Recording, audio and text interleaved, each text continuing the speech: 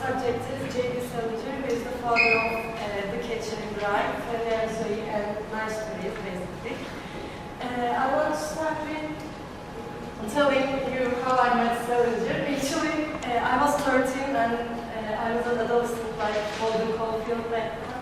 And Teoman had a song called Gönül Çelen, and we had the translation, not the Çavdar Tarlası'nda Çocuklar var, but the Gönül Çelen one in our library. So I was very influenced by that, and I said I need to read this book. But I saw that was 1 million times that Teoman did something good for my life, and I cannot say that it was a good experience because I didn't enjoy the language actually, because The Catcher in the Rye is a really difficult book to translate to Turkish, to any other language. And I felt like I was watching a movie, a Hollywood movie on Kanal D. This one. Like, you might like it, but you always know that there's something missing, and you can't really enjoy it when you read it in some other language than its original language.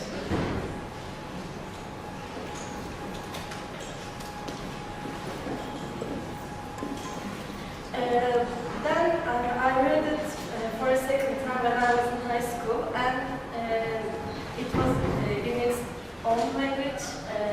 I cannot say that I understood it better because of the language, because English isn't my first language, but I felt it better, and I know that I enjoyed it better because I felt its spirit.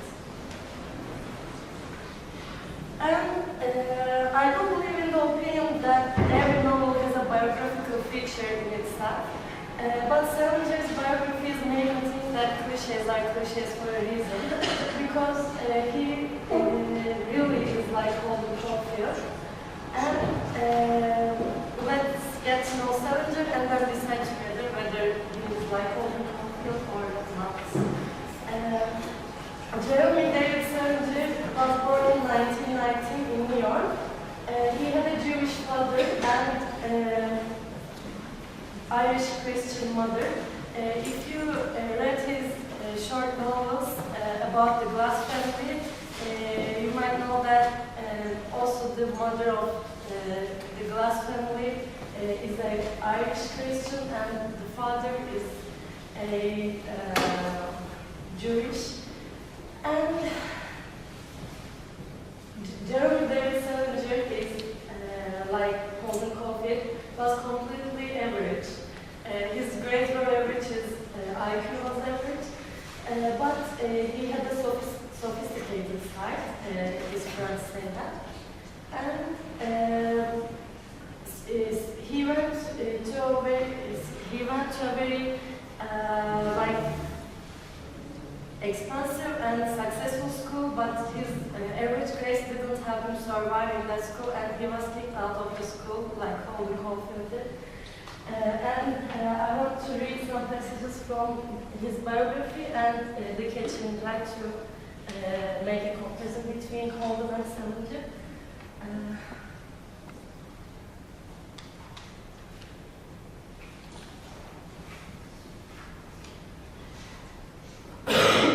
This is by Holden's roommate from the military school. He says that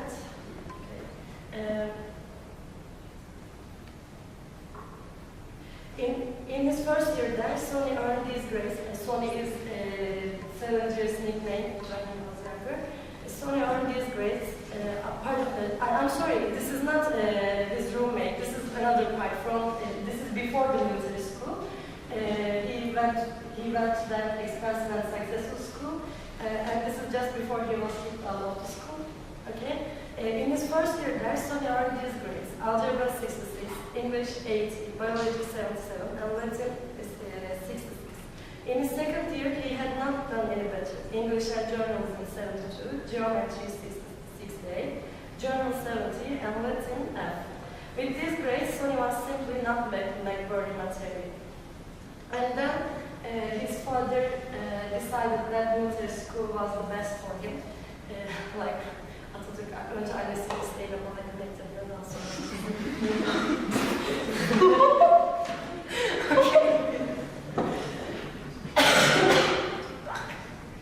And this is from Holden. I forgot to tell you about it. They kicked me out. I wasn't supposed to come back after Christmas vacation on account of I was working 4 subjects and not applying myself at all. They gave me frequent warning to start applying myself, especially around midterms when my parents came out for a conference with all three. But I didn't. So I got the X. They give guys the X quite frequently at NS. It is a very good academic grade in NS. It really does. And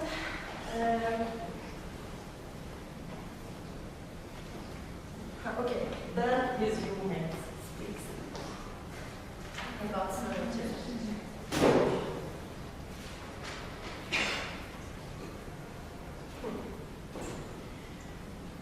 Jerry and I hated the cool military aspects of the school. Everything was done in a row, and at 15 you don't want to do things in a row. But Jerry's father felt he needed to go to a military academy, so that's where he was.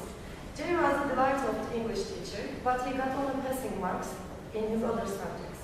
He had a great sense of humor and was more sophisticated than the rest of us. He would read the letters he sent home to his mother, whom he was very close to, and we were all astonished. He was very slight in build because he hadn't shut up yet, and he was worldly as far as his mind was concerned.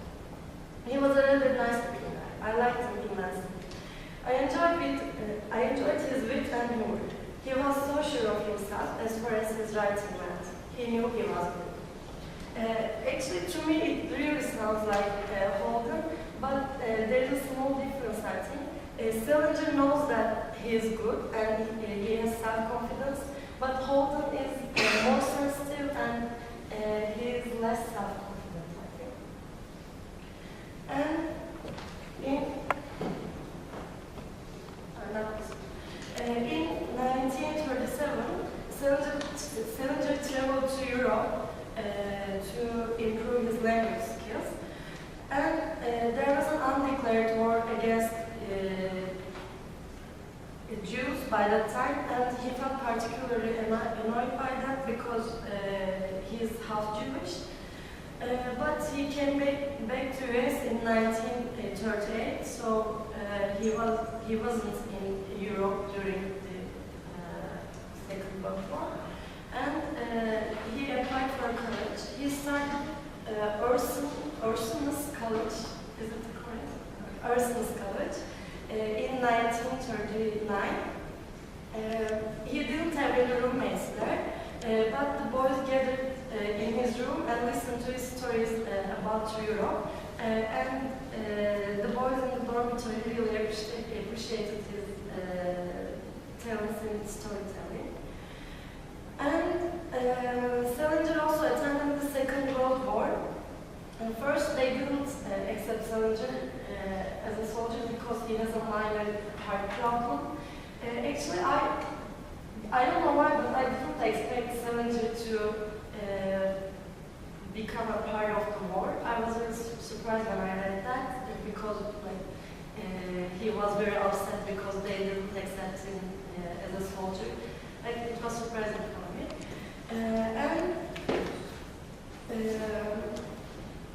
He had some trauma after the war. He experienced a breakdown, and he was hospitalized after suffering a nervous breakdown. The details about Salinger's stay at the hospital is shrouded in mystery, but it's clear that while undergoing care, he met a woman named Sylvia, a German and possibly former Nazi. This is also surprising for me. And he married to Claire Douglas, and they had 2 children, Margaret and Matthew. Okay, this is all about I was going to say about Salinger's life. Now his publications. In 1940, His work started to be published in New Yorker magazines, and New Yorker became his like autograph. Each new story by him was published in New Yorker, and his stories were very creative. Were found very creative by the New Yorker, but he introduced the world by his one and only novel, The Catcher in the Rye. And after publishing The Catcher in the Rye, his previous stories like rewrite. And there are tons of essays and reviews about Holden Caulfield and The Catcher in the Rye itself. This is our hero, Holden Caulfield. And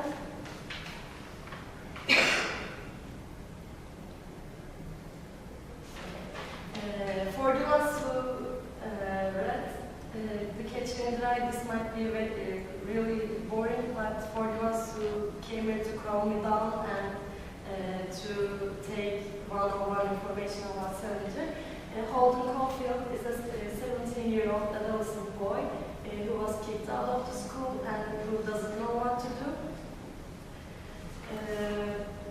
I had a summary of Holden's character, but I can't find it right now. Okay, Holden is the narrator of The Catcher in the Rye. Okay, I found it.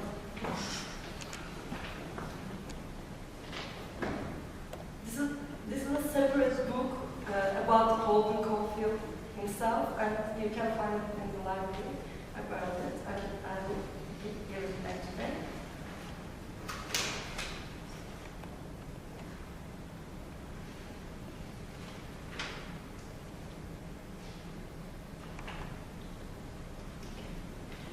Holden, who is a clown, villain, and even moderately the hero of this tale, is asked not to return to his school after Christmas. This is the third expulsion, and he cannot endure to face his parents, so he hides out in New York, where his conduct is a nightmarish level of loneliness, bravado, and stupidity. Jerome David Salinger is an extremely skillful villain. Okay? Holden Caulfield is so super sensitive to others' faults that he has no friends among boys at least. He is as unbalanced as a rooster on a tide show. He asks a girl to walk with him, then calls her names, especially for me. He suffers from loneliness because he has about shut himself away from normal activities of boyhood, games, the outdoors, friendship. As a result, Holden has problems with fitting in, and he doesn't only call his girlfriend for me, but he calls everyone except himself and his little sister, Phoebe, for me. And actually, I want to explain why I like Holden. I like Holden because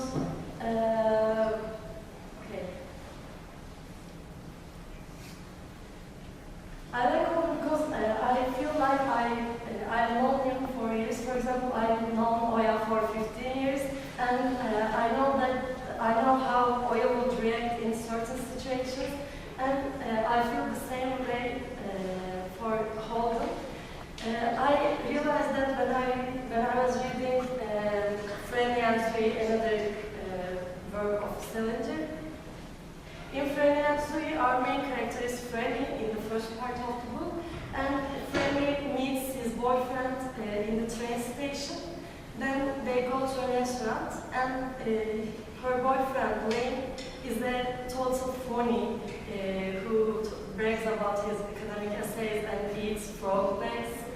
And at that moment, I just wanted Holden to be there and yell at Lane. I love you.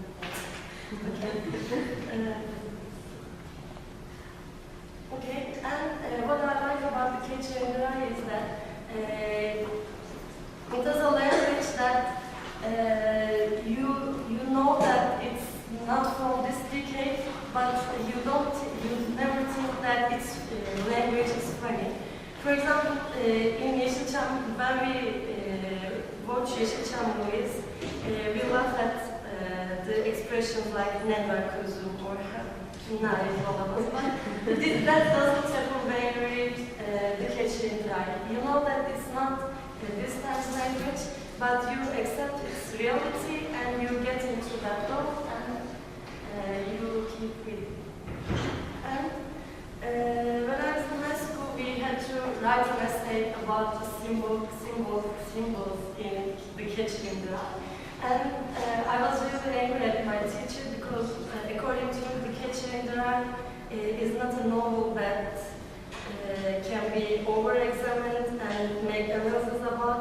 I know that I'm doing the same right now, but back then, probably since I was an adolescent, I was really annoyed by that. But I wanted to share what my essay was about. My essay was about the image of carousel. Okay. And according to me, it symbolizes the innocence, and through the book, we see that Holden is afraid of growing up, and he always seeks for his innocent memories, and what he finds in his sister is the innocence of childhood. And in the end of The Catcher in the Rye, don't worry, it's not a spoiler, it doesn't matter whether you start from the end to read this book or not. Phoebe gets on her carousel and Holden watches her from the outside and shares his feelings. Part is my favorite. Phoebe, ran and bought her ticket and got back on the goddamn carousel just in time. Then she walked all the way around it till she got her own horseback. Then she got on it. She waved to me and I waved back. Boy, it began to rain like a bastard. In buckets, I swear to God.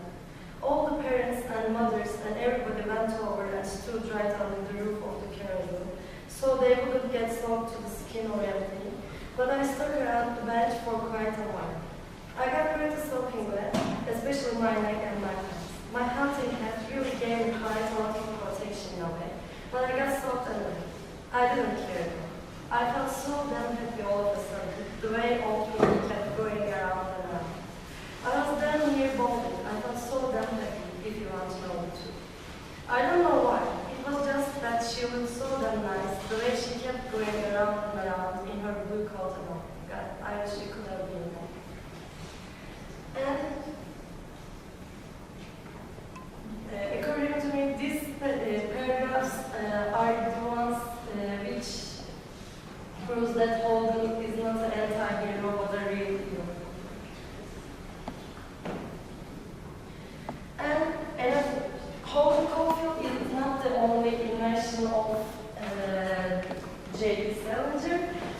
Also, there is the Glass family, and I think Glass family is Salinger's favorite because there are tons of stories about this family.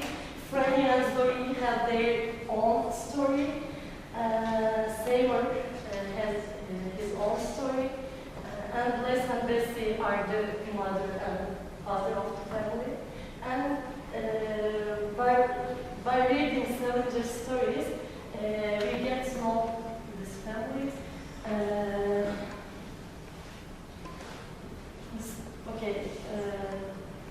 The Glass family is the protagonist in the stories Franny and Zoe, A Perfect Day for Banana Fish, Ray's Hide the Roof Being Carpenters, and Seymour an Introduction. And I think there might be more about that. And the most interesting character, the most interesting member of this family is Buddy, I think, because it is said that Buddy is Salinger's alter ego, because he is referred as the author of The Catcher in the Rye in one of the stories. And Franny is my favorite member of this family.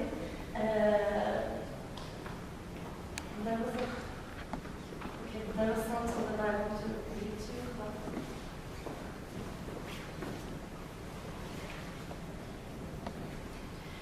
and Franny is kind of the female version of Holden Caulfield to me.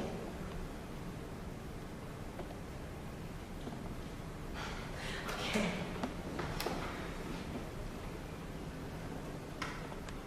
Anyway, it was about Franny hating people's ego, including her own ego.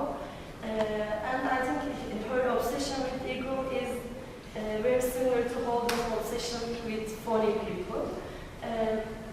She says that he even hates herself because being obsessed with peace and freedom instead of war and money doesn't make her any better than other people, because it's also a product of her ego. And in the same stories, we try to persuade Freddie to get back to real world. You might like Freddie as well if you like the catching line. Okay. Then, also, the glass family is criticized because many people who criticize Salinger said that it kills Salinger's creativity because Salinger writes over and over about themselves and gets boring when he writes about them. But I think it's another kind of creativity because whenever he writes about them, we learn something new about this family. And actually, when we understand Zooey better, then we understand Franny better, and then comes Hayward, and I think it's a compilation. And there's a quote that I really like. Salinger loves the glasses more than God loves them. He loves them too exclusively, says one of the biographies, and it's true. What happened to Salinger? Salinger stopped publishing books in 1965, and nobody knows why, but there are some rumors about that. One is that Salinger stopped. One is that the New Yorker started to reject his work, but then the New Yorker refused that claim. They said that Salinger didn't send any work to them. If you sent any work, they would accept it. And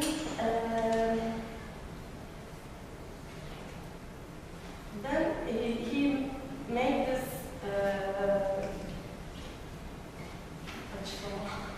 I love to write, but I write just for myself and my own pleasure.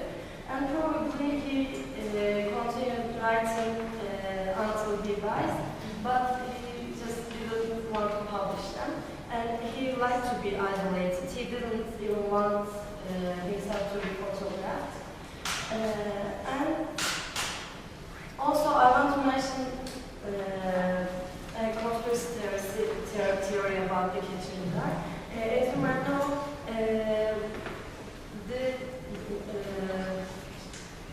the murderer of John Lennon was carrying the novel Catcher in the Rye on his pocket, and there was a accusation against the Catcher in the Rye that it's encouraging people for assassination, but I think it's really ridiculous. And it's just a bad coincidence.